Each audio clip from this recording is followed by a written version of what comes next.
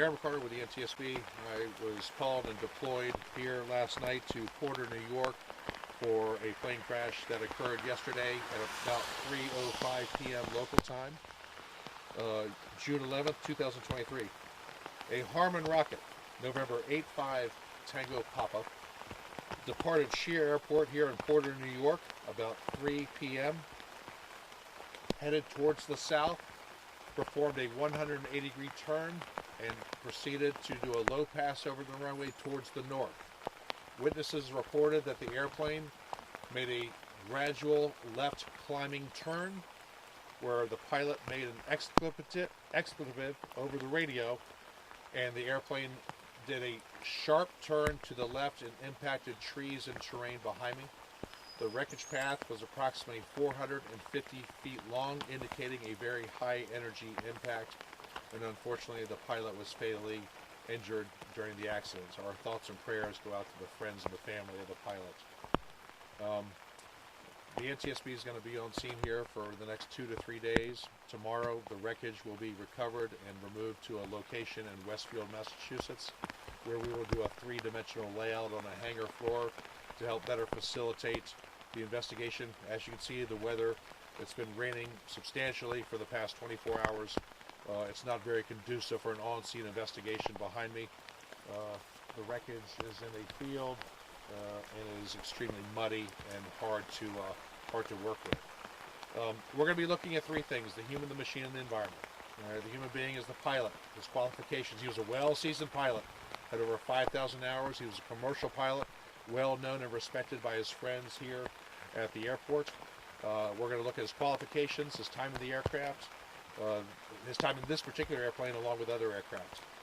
The airplane itself, we're going to be looking at the technical aspects of the aircraft, the engine, the performance. I'm going to be spending the better part of my day today trying to recover non-volatile memory. That's kind of any kind of memory that is on board the aircraft. Now, this airplane doesn't have what's called a black box per se, but some of the equipment up in the cockpit could give us the same parameters and help us to determine what actually caused the accident. We do have some very credible witnesses that reported hearing and seeing a part fall from the airplane immediately before the impact with the trees behind me. Okay? Again, we do have some very credible witnesses saying that a part fell from the airplane before impact with the trees. And the airplane was above the trees during the climbing left turn, so it wasn't at tree height, it was above the trees before making that very gradual left turn and then descent into the trees and the power line behind me. I would like to thank the New York State Police and also the Ransomville Fire Rescue Team. They did an outstanding job responding to this accident. They secured the scene, they closed the road down for us. Matter of fact, we just opened the road about 1 hour ago to allow for traffic to pass by. And they are going to continue to monitor the scene overnight until the salvage team gets here tomorrow. So with that being said, if you have any questions, I'll be happy to answer them. Was his plane, is this related to Windsor Aviation? Unknown at this time. Again, I just arrived on scene last night. I haven't done all the research right now. I know that he is the sole occupant and owner of this airplane, but I don't know what it's affiliated with. Do you know what the plane was doing at the time? Was it hot dusting? No, it was a personal flight. He was visiting his friends here at the skydive operation yesterday, something he does all the time according to all of his friends. He did a very normal departure that he normally does, departing to the south and then turning back around and climbing to the north. So everything that he did yesterday was according to what all of his friends said he normally did. How important are witnesses to your investigation? Very important. If anyone has any doorbell cameras, or if you have something to report to me specifically, go to witness@ntsb.gov. That's witness@ntsb.gov. Those witness statements come directly to me. I would be very interested to hear what anyone saw, and more importantly, what anyone heard. I would love to hear that, because that's a critical part of the investigation. Doorbell cameras is something we've already looked into, and I've had one series of doorbell cameras over here that we're looking at right now.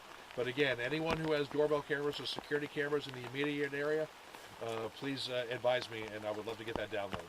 You mentioned something falling from the sky. Have you guys been able to recover that item? Are you speaking with neighbors to find out where that We're speaking with neighbors right now. We don't have the details yet, but we're getting there.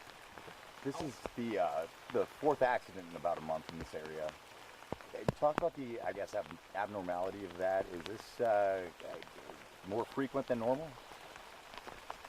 I don't want to get into the statistics of how often the accidents happen. Typically, they happen in clusters. We're coming into the flying season right now, so this is not unusual to pick up with an increase in accidents after Labor Day. You know, people start doing more flying. But again, I'm getting too far into the weeds about that. I'm just here to look at this one accident, this accident alone. Once I get back, if we see some causality or some clusters of events dealing with this airplane, or something, we may look at that. But for right now, I'm only interested in this aircraft. Did you give the tail number already? Yes, the tail number is November 85 Tango Papa. It's a Harmon rocket. It's a two-seat, tandem seat aircraft with it's a speedster. It's a very fast airplane. It's got a four-cylinder engine in it. About how long after takeoff did the incident occur? About 30 seconds. Not even. Probably 15 seconds.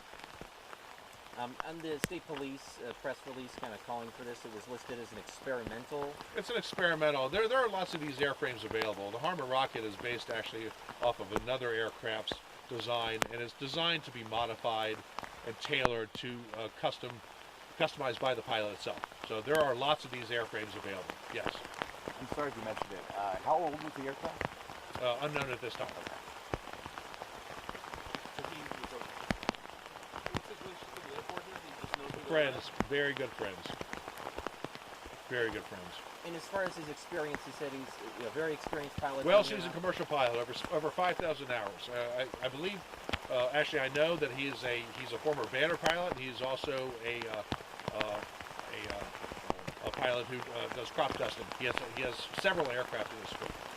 Yeah, he does so crop dusting. That's his primary job. That's what I was going to ask. What were the primary, accumulation of those hours based on? Yes, yeah, I don't know specifically about airplane type, but he had over 5,000 hours, so he's very seasoned. But again, this was his personal airplane, so he wasn't doing business at the time. Aaron, I know that the investigation just began, but with you and your team, what is kind of the process of investigating a crash? I'm glad you asked that. So he wants to know what the process is for doing the investigations.